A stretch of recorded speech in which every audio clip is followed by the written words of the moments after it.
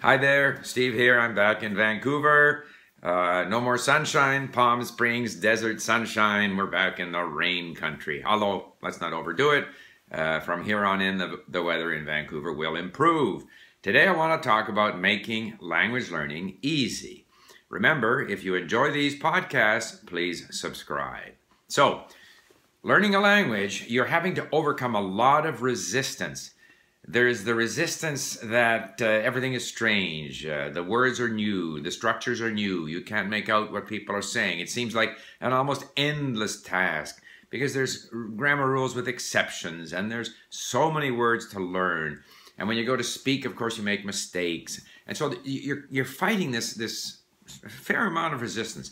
So it's very important to make things easy. Now, let me explain some of the ways that I think language learning is made easier.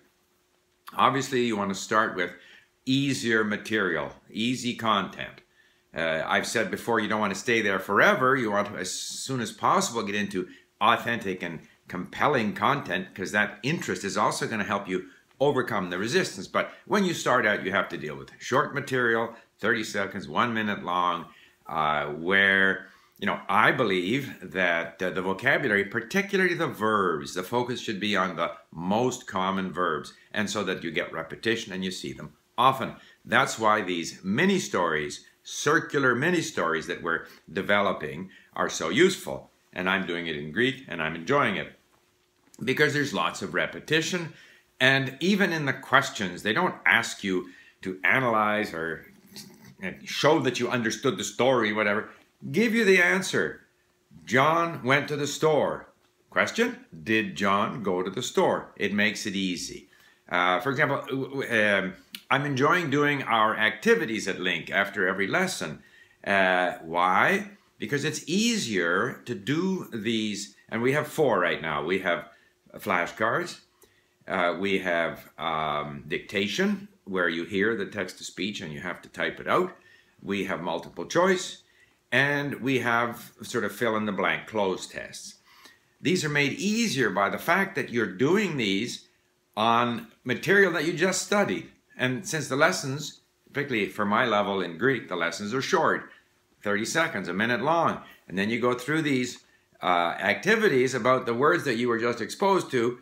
And necessarily in these 25 flashcards or dictation, whatever, some of the same material will be gone over more than once. And in particular, if at Link I save a word and then I save a phrase that includes that word, then in my activities I will come across the word and the phrase. So all of this makes it easy. I'm likely to get it right. The part of the problem with massive decks of flashcards is there's several problems, but one is that you have a greater likelihood of getting it wrong. And the more you can create situations where we get it right, the better, in my opinion. Another problem with the flashcards is that eventually you have so many words. Given that I have an hour or so to spend on language learning every day, I don't want to spend it all on reviewing these on vocabulary. I also want to have this enjoyable experience of reading and listening to an interesting story. So that again makes it easy. Even in terms of grammar, the first time you're confronted with grammar, it seems overwhelming. And so in my own case with Greek, I've ignored more or less the grammar. I've had a quick peek at it, but I've ignored it until I have come across these different situations. Call it, for example, in Greek, the direct object and the genitive and all these different forms. And I'm able to, because a lot of grammar in fact is redundant, I am able to make out the meaning of the text, and I get used to certain phrases, and I've even gotten used to certain tenses, although not really known exactly which tense they were. But then I have downloaded, I have on my iPad a resource for Greek grammar. Now I go there and I look at these things, and they refer to things that I have already experienced, so that makes it easier. And I find that having reviewed the grammar a little bit, not with the idea of forcing myself to learn it, but just kind of reviewed it a bit, I go back and I start noticing those things better when I'm listening and reading. So all of this, to my mind, is an easier way of learning rather than trying to force yourself, rack your brain, try and remember the tables, the declension tables, conjugation tables, get tested on it, get it wrong. I think as much as possible you want to set people up for situations where they get it right. Because ultimately, in language learning, again, the three keys, right? One of which is, the third one, which I'll get to, is more difficult to control. But the first one is attitude, and the second one is time. So anything that discourages you, frustrates you, dampens your enthusiasm is bad for language learning.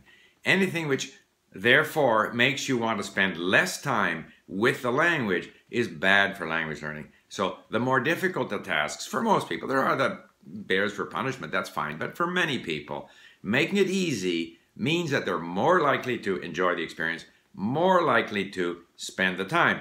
Now, the third element I've always said is the ability to notice. But the ability to notice develops with time. If you give yourself enough exposure to the language, if you're determined to try to notice things, like now, after reviewing the grammar, I start to notice, you know, the direct object or the genitive better than I did before in my Greek. So that's just to say that, and there are probably all kinds of ways of making it easy. And I think these mini stories are an excellent way to get from sort of the beginner stage through to a fairly high level. And the way I've designed these mini stories that I'm having someone write for us is that each level will address different concepts in the language. And these will be translated into as many languages as possible. And all languages deal with the idea of past, present, future. They all deal with probability, might, should, maybe. They deal with conditional if. They deal with, you know, contrast, on the other hand, despite the fact that. So all of these concepts are common to all languages, handled differently in different languages. So we're going to have sort of a common theme in each of the 5 levels. And we have members now at Link and other people here at my followers at YouTube who are volunteering to help us translate. We have quite a number of languages already with people, including Arabic and Farsi and stuff. We don't yet have anyone for French. In fact, I'll put a link to the forum at Link where this is discussed, and you'll see the range of languages for which people have already volunteered to help us translate and record. And I think these mini stories are also a great way to ease yourself into the language. And the more we make it easy, the more people are going to want to learn, and the more people will succeed in their language learning. And that's all. Thank you for listening. Bye for now.